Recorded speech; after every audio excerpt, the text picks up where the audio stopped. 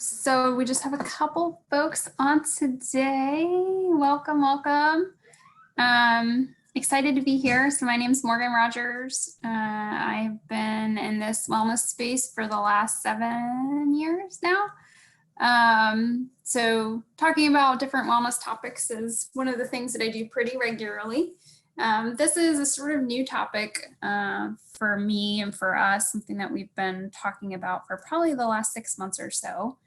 I think most of us, no matter where we are in our lives, could be a little happier, right? It's one of those things that you can kind of never have enough of. So today we're going to be talking about exactly how to do that, how we can be happier today, right now, with nothing. So the presentation that we'll go over and the materials are from this book, The How of Happiness, from Sonia Lyubomirsky. So she is a happiness researcher. Has anybody read the book or heard of her work? Do we have a chat box? I'm not sure that we do. Okay. I'll just keep chugging along then. So I'm curious if folks can chime in, what you think would make you happier.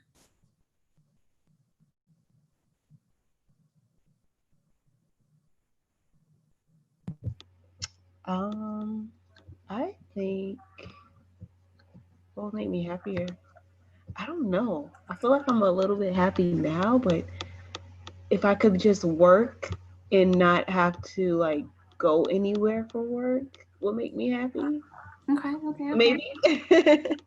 If I had more time for self-care, that will make me happier. I hear Definitely. that a lot. Yep, I hear that a lot. Okay.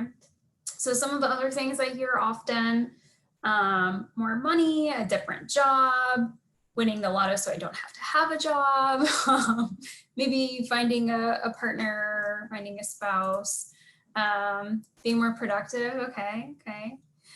So what we'll talk about today is a lot of the things that we think would make us happier. Typically don't have as big of an impact as we think they will. So they do kind of bump our happiness for a short amount of time, but we kind of return to that baseline level of normal over time. So we think these kind of big monumental things, buying a new house, getting a new job, are going to make us happier, and they don't. And the things that would make us happier, we kind of overlook them. We don't practice them, or we don't give them enough time and energy. So that's what we're going to talk about today. And aside from, being here and wanting to be happier, there's some science behind this, right? So we know that happier people are more likely to get married and stay married. They're more likely to have more friends, a richer social support network. We've seen them more productive at work, actually make more money when all other factors are controlled for. So it has a lot of benefits. We know that people who are happier tend to live longer, have less chronic conditions. So it's not just like I want to be happier. Like, there's some science here. There's some real research that shows us how happiness can improve our lives in almost every dimension.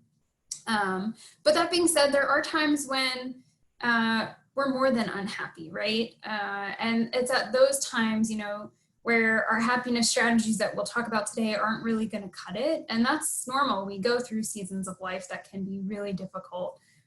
So if you happen to be in that season, I encourage you to reach out for support and for help. So when we're talking about happiness, I'm not sure if anybody's heard of the pie chart theory before. This is kind of Lyubomirsky's research, and I'll start by saying this is sort of a model, right? So it's a little bit pared down. But what we know is that some of our happiness is determined by genetics, right? Nothing that we can change. Some of our happiness is predicted by our circumstances. So do we have enough money to get by? Do we have a job? Are we beautiful or plain, healthy or unhealthy, right? And then 40% is controlled by our thoughts and actions. So 40% is within our control. And that is what we'll talk about today, that 40%. So when we talk about happiness, we have to talk about this concept called hedonic adaptation. So this is why our circumstances matter so little. They only matter that 10%, right? Getting a new house, getting a new car does bump our happiness, but it doesn't last over time. So hedonic adaptation, how I like to explain it, is the new car smell. You get the new car, so excited about it, love it, relish in it for the first couple of weeks. And then after that, that new car smell fades, right? And we stop noticing the new car. And pretty soon our coworker has an even newer car and we're lusting after that, right? So hedonic adaptation basically means that the good things get less good over time. They sort of just become our normal. We stop noticing them as new, fresh, good. So that is why our circumstances matter so little, because we adapt to them. Which is kind of a negative for our happiness, but a real positive when we experience hardships in life. So when bad things happen to us, we also adapt, right? So that bad thing may hit really hard to begin with, but over time, it too becomes less bad. So hedonic adaptation isn't all a bad thing per se. It's something that happens, and something that we can keep in mind when we're thinking about traveling through this presentation and how we can really be happier in our lives. So some of the myths that I want to bust right away. The first is that happiness must be found, right? Again, this is going back to that idea of like, once I XYZ, I'll be happy. We can create happiness in our lives today, right now. We don't have to wait.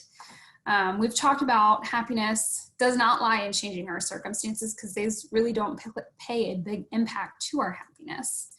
And then we've talked about so there's this kind of concept, again, we think if I'm successful, if I achieve this thing, if my business gets off of the ground, then I'll be happy. But there's actually research to show it's quite the opposite. So once we find happiness, success follows.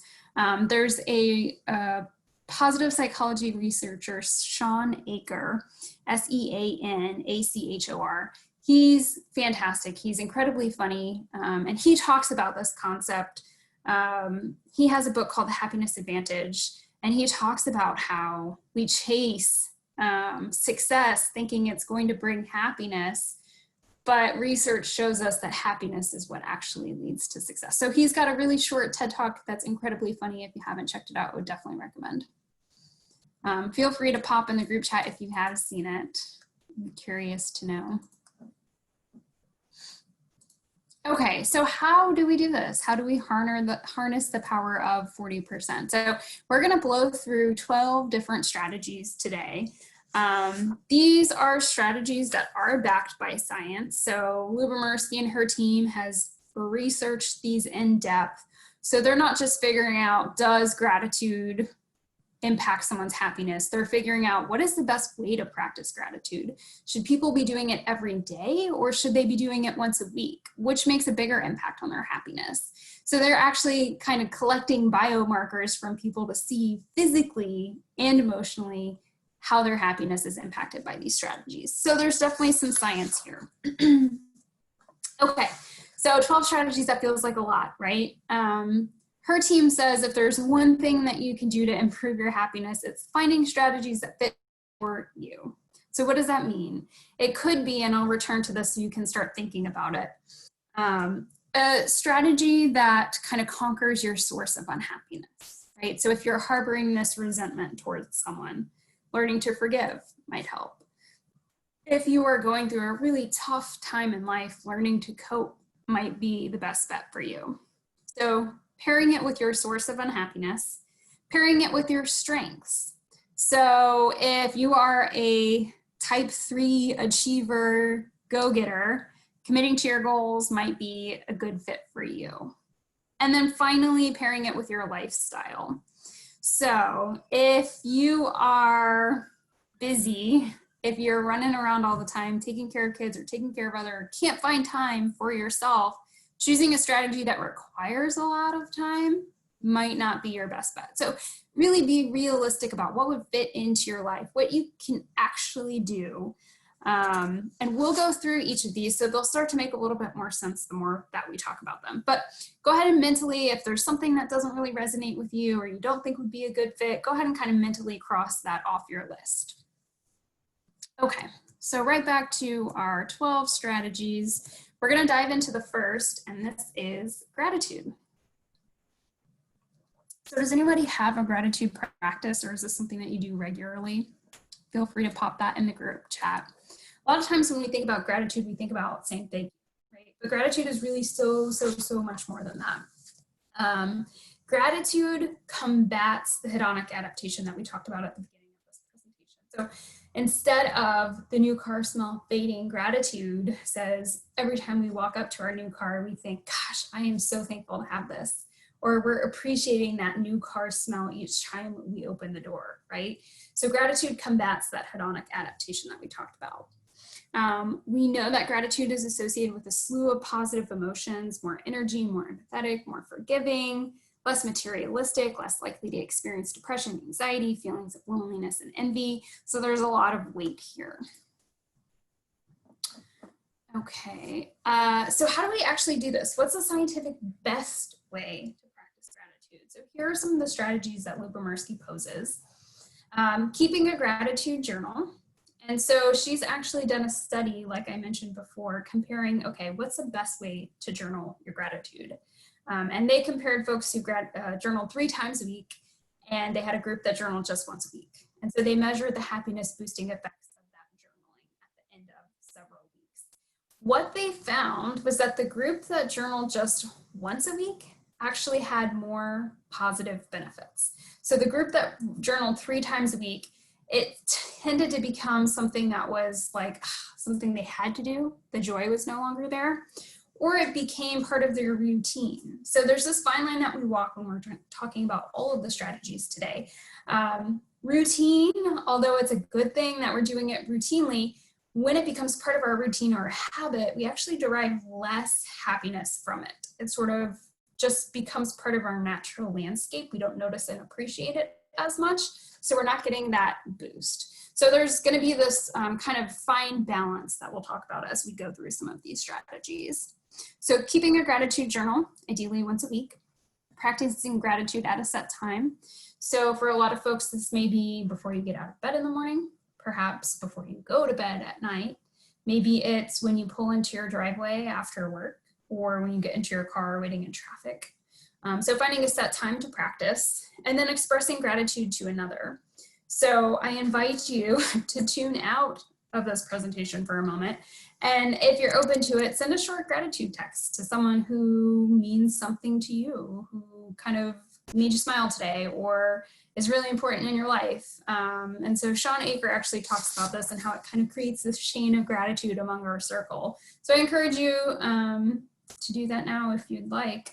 We know that this can be done via a text. We've seen studies where this is done via a letter. So it can be a letter that's delivered or not. Writing and hand delivering a letter was shown to increase levels of happiness. And that increase was actually sustained for a full month after delivering the letter. So it's pretty impactful stuff that has a really long lasting impact. Okay, next we're going to talk about, and feel free to stop me at any time and ask questions, optimism. So optimism has this kind of component of gratitude, but it also has this element of a positive future, right? We see a silver lining ahead. We know that optimists set more goals, tougher goals, and are more likely to achieve their goals. They're more successful in a wide array of arenas, from athletics to academics, social, even our own health. Optimists are shown to have better health. So optimism doesn't mean that we're kind of naively assuming that everything's great in the world, rainbows and butterflies. It's acknowledging that there is bad in the world, but it's choosing to see the good instead. So when talking about practicing optimism, several strategies here. The best possible self-diary, setting time to think, what would life look like if everything went right in the next 1 year or the next 5 years? So this really gets people to realize that they have the power to change their life. They have the power within them So it's not, oh, if I found a boyfriend, it's, I'm going to go out there. I'm going to put myself out there, right? So it's not supposed to be an all be win activity, but really supposed to help participants feel like they have the control to dictate their life and to create more happiness in their lives. Really good after that is the long and short-term goals diary. So thinking about, okay, best possible self, how do I get there next, right? And we'll talk more about goals because that's one of our strategies. And then finally, rehearsing. So optimism doesn't come natural to us. We're hardwired to pick up sort of the negative in our days. It's a adaptation to keep us safe. We want to see the lion before it comes, right? So we're kind of wired to pick up on that stuff. So there's kind of some intentional work that we have to do to rewire that. So, you know, eventually the positive spins will become natural. So when you have that negative thought pattern, or you immediately go negative, question it. Is that really what's happening? Or is that the story that I'm telling myself? How else can I choose to see this? What is good about this situation? So we know there was a 12-week program done with 5th and 6th graders to teach them how to flip their negative thoughts to more positive ones. And they were actually able to show that those folks were less depressed than a control group a full 2 years later after that 12-month program. So really powerful stuff here. Okay, the next strategy, overthinking and social comparison. So this is basically rumination and then setting ourselves up to compare against others. Many of us feel like if we dive deeper into what's happening or our feelings about something, then we're going to mentally prepare ourselves for the worst to come, right? Or we can solve our problems. But research actually shows us it's quite the opposite. We often make our problems worse when we think on them too much. So that's what this strategy is all about, breaking that overthinking cycle. So how do we do that? And if this is one that you find yourself in, if this is a weakness for you, you know just how difficult it can be to break that cycle. So the first is to break free of the thoughts. For a lot of people, this occurs from just saying stop. Like, okay, enough. I have got to break this cycle. I'm continuing to have this thought over and over. Some people envision a stop sign when they think about this. Some people see the word stop, but recognizing I'm stuck in an overthinking cycle right now. Let's cut it out, right? Is the first step. If you get stuck in this overthinking cycle, a lot of people can feel paralyzed by their thoughts, right? Thinking, what should I do next? What should I do next? All of the possible solutions and then what that is going to lead to. So doing the next tiniest action, even if it's no closer to solving your problem, can be helpful to get that momentum rolling, to get you kind of out of that paralyzed state. Dodging overthinking triggers. So if there are certain people, situations, places that send you into that cycle, something to consider for a lot of people, this is social media, especially when we talk about the social comparison, seeing people and thinking, why am I not there? Or seeing someone else's highlight reel, right? So if that sounds like you, really consider what your relationship is in that situation. And then finally, taking in the big picture. So is this going to matter in a year, 5 years, 10 years? Some things they are, right? And so at that point, it's how can I learn or grow from this? What is the positive? What am I getting out of this? Or what can I get out of this? Okay, acts of kindness is our next strategy. I know we're moving pretty quickly. So acts of kindness, this is one of my favorites, helps us see others in a more positive light, helps us see ourselves in a more positive light. And it creates this ripple effect in our communities, right? So if anybody has done an act of kindness or experienced an act of kindness, someone paying for your coffee, paying for your tolls, even just smiling at you in the hallway, right? That can be pretty huge. So this is one of my favorites and has some really specific ways to do it too. So here are some suggestions of how to practice act of kindness. A lot of people think that this has to involve money, but it doesn't. Think about your time. What are you particularly good at? What gifts do you have that you can share? Surprising someone, even if it's just a gratitude text like we did earlier, right? That can be an act of kindness. The key with our acts of kindness is to remember our timing and variety. So this comes back to our gratitude example. So she compared Lubomirsky, the happiness researcher, folks who performed 5 acts of kindness over the course of 1 week and folks who compared several small acts of kindness all in one day. So any guess which had more of a happiness boost? So again, 5 acts of kindness over the course of 1 week, so spread out, or 5 acts of kindness on just one day. So I'll tell you, the 5 acts of kindness in just one day actually had the bigger happiness boost. Those who performed the 5 acts throughout the week did not get any happiness boost. So there's this idea that when we're, which sounds terrible, when we're nice regularly, it just becomes who we are and what we do. Versus when we intentionally say, today is my day for acts of kindness, we practice several of them throughout the day. That's like meaningful. We're setting out with intention to do something. It feels different, out of routine, out of the norm, and it makes a bigger impact on our happiness. So again, committing to one new kind of bigger act of kindness a week, or peppering in 3 to 5 smaller acts of kindness on one day each week has been shown to have the biggest happiness boost. Okay, our next strategy, social relationships. And we know that this kind of has a cycle on our happiness. So the happier we are, the more likely we are to attract positive relationships. And positive relationships make us happy, right? So it's this continuation. We are social creatures. We raised our kin in social situations, we hunted together, we lived together for protection. So this is a natural state for us. So how do we invest in our social relationships? One of the biggest ways is to make time. So a lot of the information in this section comes from John Gottman. He's a marriage researcher, and he can actually film a couple and look at like a 30 to 60-second clip of them interacting, and can tell with something like 90-something% certainty whether or not they're going to stay together. So he is the marriage researcher and Sonia is the happiness researcher. They both are so valued in their fields. So a lot of this is coming from his research. So he actually has found that couples that are most successful spend 5 additional hours together each week. So 5 additional hours, spending time, right? Connecting, that's how we connect with each other. So create a routine of time together, spending time doing the dishes together, or going for a walk after dinner. Or even if time is really an issue, maybe it's just a phone call to each other on your ways to work, right? Finding time, creating time. Expressing admiration, appreciation, and affection. So research tells us that we need to have positive to negative ratios of 5 to 1.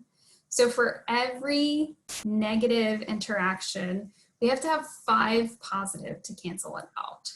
Okay, 5 positive, that's a lot.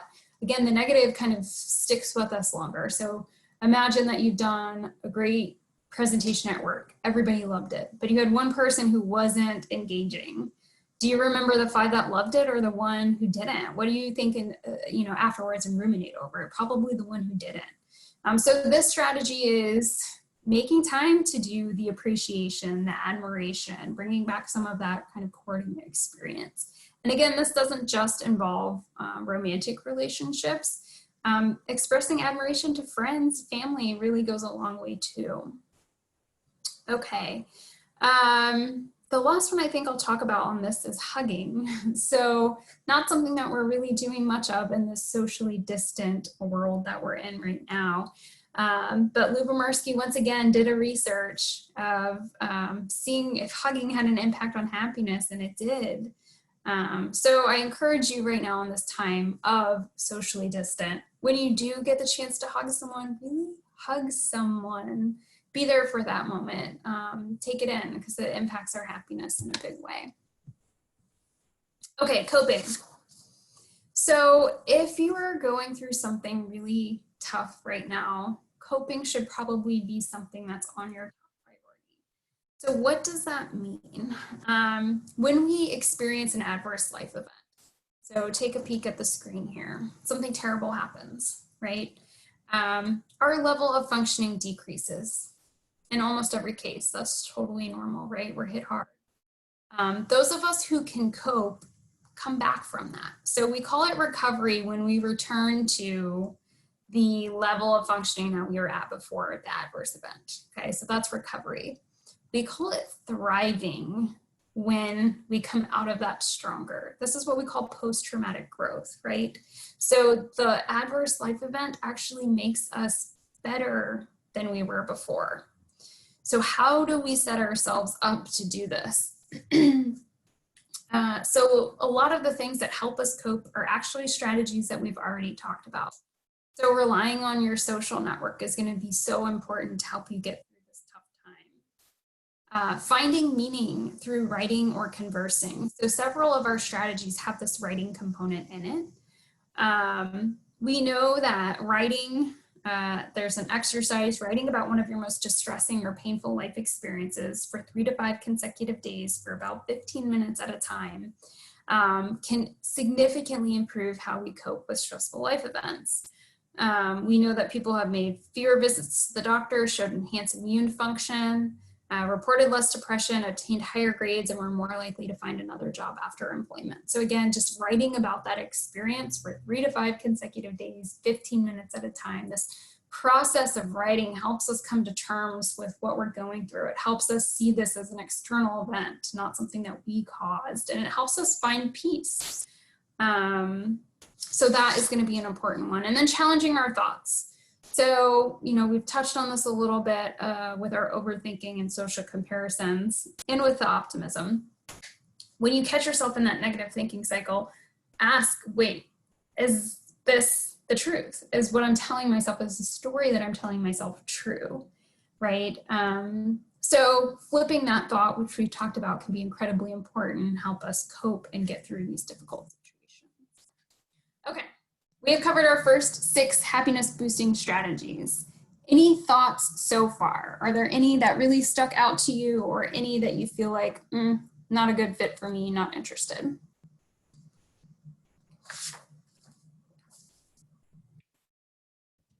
Any that you do already, perhaps? I think I do the overthinking one a lot. Thinking. But couple it with gratitude. Yeah. Okay. And then the timing of acts of kindness was interesting. That one gets me every time.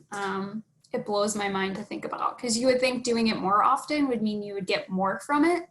So it was really interesting for me to hear that actually that's not the case. And that's sort of a consistent theme that we see throughout. Okay, so we're going to keep cruising right along and talk about the next 6.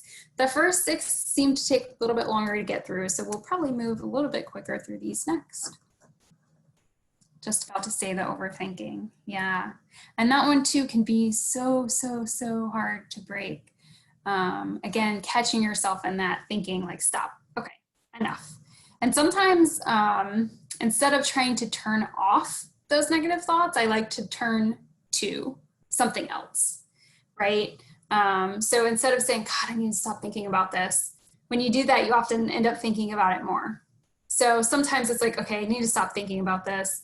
For me, one activity that I love recently is watching like documentaries or movies in a foreign language, so that I have to be reading the screen the whole time, which feels exhausting. But it means because I'm reading and watching something at the same time, my brain doesn't have the room or space to do anything else. So I don't get to think about that thought that's consistently playing on rewind, right? So that's been something that's really helped me lately. Okay. Next strategy, learning to forgive. So if this is a source of unhappiness for you, it may be something that you want to consider. When we think about forgiving, we typically think about doing someone else a service, forgiving someone else. But I want you to start thinking about forgiving for ourselves, because it can have a really serious impact on our health and our happiness. So again, that kind of ruminating, stuck on it, really impacts us over time. So when we're talking about forgiveness, here are some of the ways we can implement this. The first is to appreciate being forgiven. So think about a time when you wronged someone else, or you did something, you made a mistake, and someone else forgave you, right? We can kind of tune into our empathy in these situations and then deliver that empathy to someone else. Imagining forgiveness can help us move through this process. So thinking about what it would be like if you were to forgive your offender, and then taking that a step further, writing a letter of forgiveness. So again, this is sort of, I release you and me from this burden that we've been carrying around.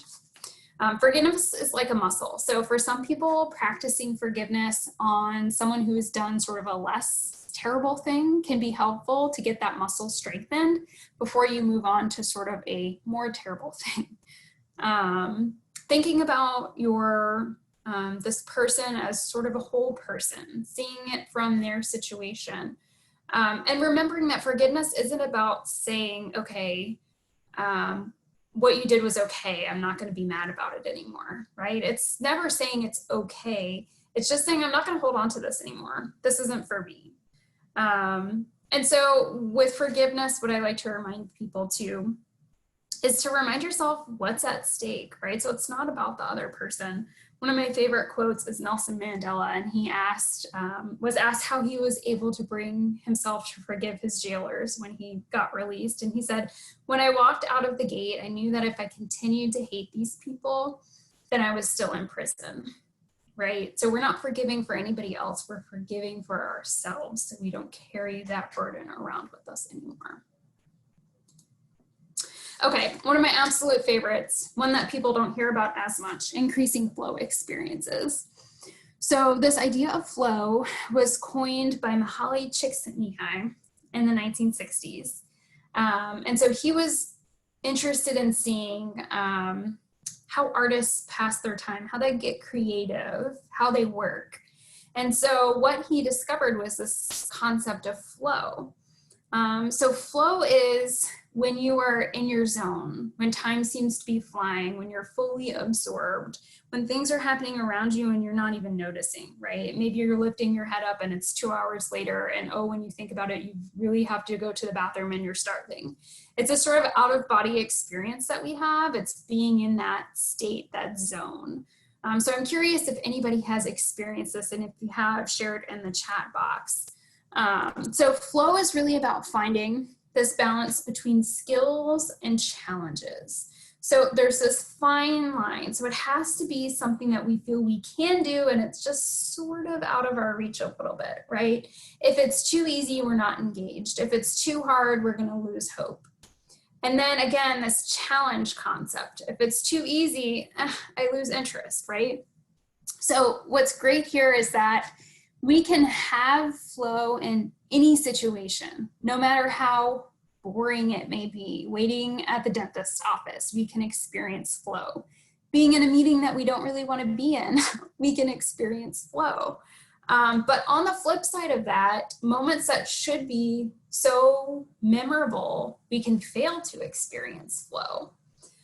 So the idea is to train ourselves to experience flow in as many situations as possible. Yes, you work best this way. Same, I love getting in flow. So how do we actually do this? The first is to try new things. So being open to different and new experiences, committing to a life of learning, seeing things as a challenge rather than a burden can help us. Trying to imitate children who go about the world discovering things, right? Getting back to that sense of discovery. Transforming the routine. So for me, one of the ways that I get in flow is blowing leaves in my yard. So it's challenging because I got to blow them at the right angle to get them all into the same pile, right? I find that when I'm blowing leaves, for whatever reason, time seems to pass. I feel accomplished. I enjoy it. So it's kind of a flow experience, although it should be a terribly boring activity. I found a way to get really into it. So what we can do is create these microflow activities, and this basically involves creating a game out of something or making a challenge with specific rules and goals. So it could be if you're sitting in the car, listening to music, trying to tap along to the drum beat, right? Or maybe you're doodling and all of your lines have to be the same length and all connect at right angles. So again, flow can be experienced in any situation. We just have to have the intention to do it. One of my favorite quotes is, if you can't get out of it, get into it, right? So I like to think about this. when we get dragged in to do things that we don't necessarily want to do. If we can't get out of it, get into it. So how can I make this fun? How can I learn something from this? How can I get to know the person next to me, right? So creating those flow experiences. And then finally, knowing what flows. So this is some self-discovery, but thinking about, okay, when do I get in those situations? What activities at work put me in flow, and how can I do more of that? So not just at work, but one thing that's really important with flow is in our leisure time.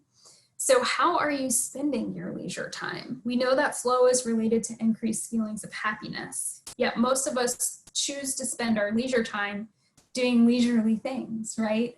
Like catching up on Netflix, or just hanging around. But flow, something that we might experience if we were practicing a hobby or learning a new sport or playing a new game, or even engaging in some sort of lively conversation or debate, that can put us in flow. Sort of that little getting out of our comfort zone, that provides happiness. And we shouldn't just get that at work, we should get that outside of work too. So thinking about how you're spending your leisure time, and is there an opportunity to build more flow? Okay, again, stop me at any time if you have any questions or want to chat about any of this more. The next strategy that we'll talk about is savoring. So when we think about savoring, we tend to think about being in the moment, right? Being mindful, being present. But savoring actually has a past, present, and future component. So if we're savoring in the past, we're sort of reminiscing the good old days. If we're savoring the future, we're anticipating exciting things to come. And when we are savoring in the present, we're here in this moment, enjoying it. So we know that each of these has been associated with different forms of happiness increasing. So for instance, when we're savoring the present moment, we're more likely to get into flow and more likely to express gratitude. When we're savoring the future, we're more likely to experience optimism, right? So how do we savor? The first is to relish the everyday. So this could be the first sip of coffee in the morning, right? Or maybe if you're working from home right now, it's taking that in, knowing that it's going to end at some point. Or maybe it's going to end at some point and you get to go back to an office, so taking that in. So kind of lingering is what I would say with savoring. Linger on the experience. If you're eating your favorite food, enjoy it. If you're spending time with a loved one, or you're getting to hug someone for the first time in a really long time, linger there, really take it in, experience it. Some other ways to savor. So replaying past moments. I think this one's so important, especially right now. For so many of us, we've had to cancel plans that we've been looking forward to for months or years. So thinking, okay, I can't take this vacation, but I'm going to remember and re-experience the vacation that we took last year. And that was really magical, right? So going back to that place. Creating a smile file. So this is a collection, it could be digital or paper, of things that make you smile and laugh. For some people, it may just be scrolling through their photos and videos on their phone, right? But the idea is to start building up this collection, especially now when you don't necessarily need it, so that when you do need it, it's there and ready for you. And then finally, taking in the transients. So this is one of my favorite, and it notes that all things come to an end, right? So it encourages us to acknowledge that there's sort of this bittersweet component. So, this has been such a weird time for everyone, and it's had so many changes in our lives, but at some point we're going to go back to a different way of living. It may not be the way that we lived before, right? But we're in this weird state right now. So what do you want to remember about this? What lessons have you learned, or what do you want to take with you? I know for a lot of people, they've experienced just sort of a slowing down, a different pace, right? And that's something that they may want to bring into their sort of next chapter. So acknowledging that whatever you're in is going to end and you might not experience it again. So how can you make the most of it? Another thing on savoring, so we've talked about writing as sort of processing and can be a really helpful tool with a lot of our strategies. We actually discourage writing when we talk about savoring. So when we savor, we tend to remember or see things through rose-colored glasses, right? So we remember the best birthday party ever, but we have sort of wiped away from our memory that weird altercation that happened in the middle of it, right? It's sort of this glossy, perfect picture left in our memory. When we write, we remember those details. We relive in that full experience. So writing in this case is actually discouraged when we're talking about savoring. Okay, committing to your goals. So striving for something personally significant. We know that folks that do this regularly are far happier than those who don't. And it's not just the attainment, so it's not just reaching our goals that matters, it's the journey, the process of working towards something. It often involves engaging with others, which provides us that social support. It provides a sense of meaning, a sense of purpose, a feeling of control over our lives. So the most important here is to know which goals are actually going to make us happier. So when we're talking about what kinds of goals we should pursue, we want to pursue intrinsic goals. So that means they matter to me personally. It's not something that someone's telling me I should do or I feel like I should do. And this kind of ties into the authentic. So watching out for the should traps. Are you doing it because you want to do it or because you feel like you should be doing it? And a good measure for this is, would you do this thing on vacation? Does it matter to you that much, right? So if you would do it on vacation, it likely is an intrinsic, authentic goal. If not, you might want to assess why. Approach goals. So this is in comparison to avoidance goals. So approaching a desirable outcome has been shown to make people happier versus approaching or avoiding an undesirable outcome. So this could be, say, approaching a desirable outcome, like completing a 5K, happiness boost. Avoiding an undesirable outcome would be trying not to gain weight over the holidays, right? So how can we reframe it? It's basically making your goal more positive. So instead of saying, I don't want to gain weight over the holidays, maybe your approach is, I want to eat a serving of vegetables at each meal over the holidays, right? So we're approaching success rather than avoiding failure. And then finally, activity goals. So this goes back to this hedonic adaptation. So if our goal is something like buy a new house, that's not going to provide the same happiness boost as learn how to play chess, right? Learn how to play chess is an ongoing process goal versus buying a new house that's one and done. And we know that change in circumstance doesn't last for long, right? It doesn't boost our happiness for long. So when setting goals, think about those 4 components. Okay, practicing religion and spirituality. So there's a lot in this one that ties back to a lot of our other goals that we've talked about. So we know that a lot of religions have a social component, a social support. For a lot of people, this gives them a sense of purpose, a sense of meaning, a source of love unconditionally. A lot of religions also encourage sort of a low stress, positive lifestyle, advocating for moderation. So this in and of itself encapsulates a lot of the happiness boosting strategies that we have already talked about. Again, religion or spirituality can both have a positive impact, and it's not specific to which one works best. And for most people, if this is something that resonates with you, you probably already know how to practice your religion or spirituality. And really the key takeaway from this slide is doing it regularly, right? So engaging each day, engaging in a variety of ways, bringing in a social component, and then to finding the sacred in everyday life. That kind of comes back to that gratitude and that optimism. Seeing religion or spirituality throughout your days. Okay, taking care of your body, and this is our last strategy. So this is actually sort of a 3-parter. So taking care of your body encompasses meditation, activity, and acting like a happy person.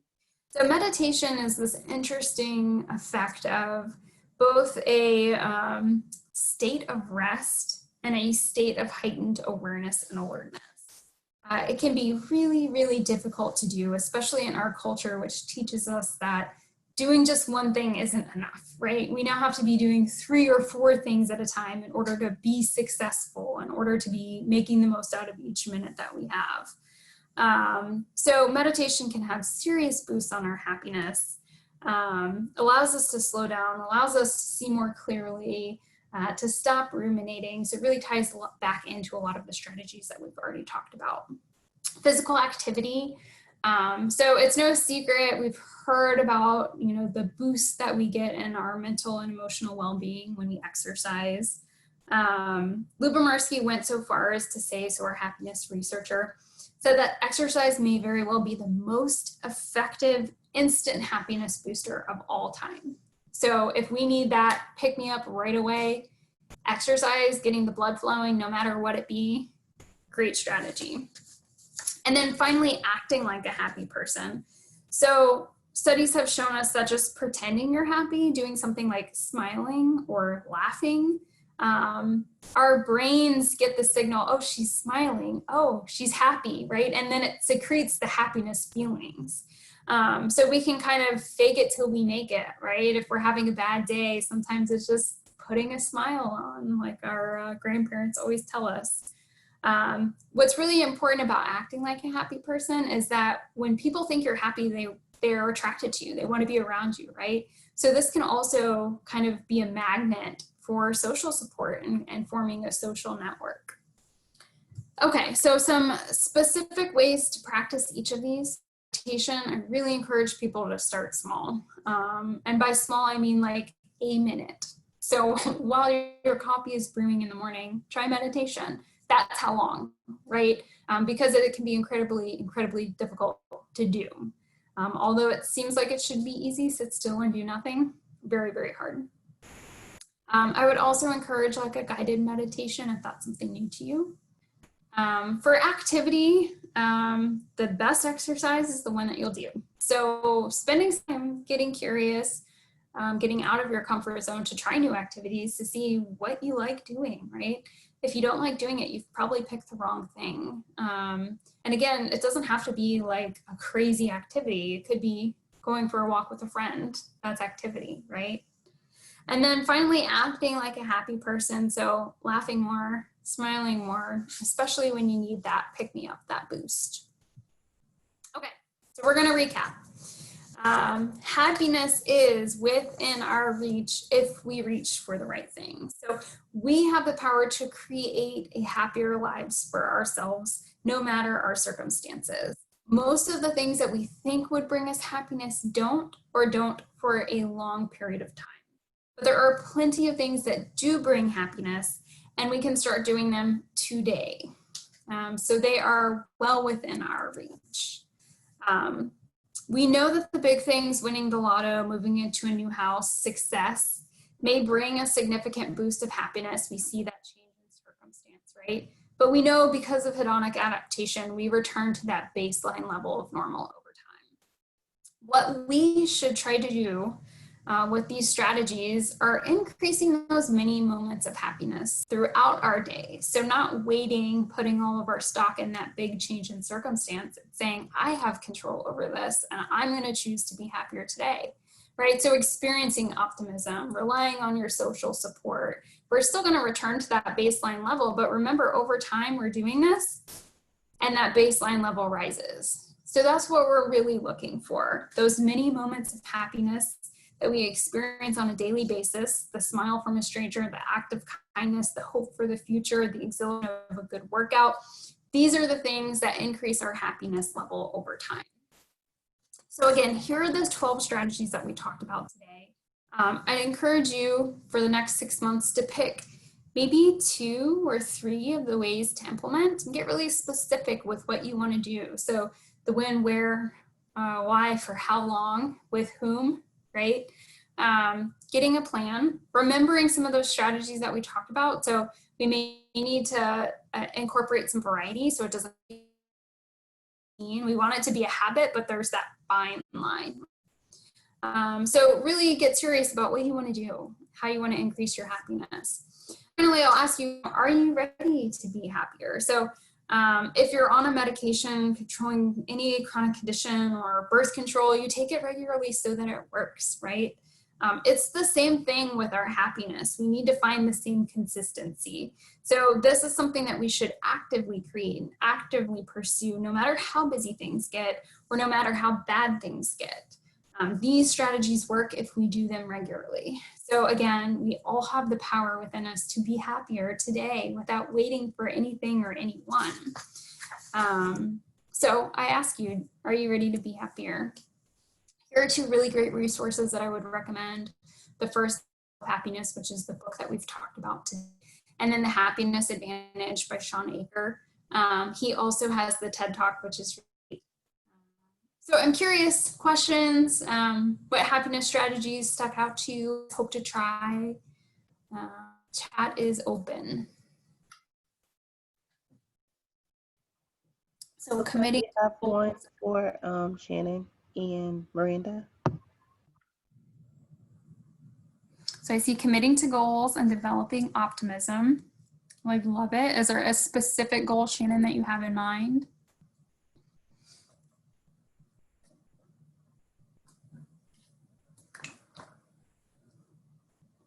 I see increasing flow experiences. It is absolutely one of my favorite things. Ooh, finished writing my book. How exciting. That's awesome. Okay. Very good. Well, I thank you all for joining me today. I'll hang out for a couple more minutes in case anybody has any questions. But I hope that this stuck with you and hit home, and you'll start tonight. Maybe a little gratitude journaling. So thank you. Thank you so much, Morgan. This was a great presentation. Me myself, I like to journal, so I journal a lot. Okay. I journal a lot. Just to I don't know, recap my day. So sometimes I'll do it once a week, but lately I've been doing it 3 times a week. Okay. But to actually sit down and be one with my thoughts and actually go through everything. I have one that's actually, I call it a manifestation journal.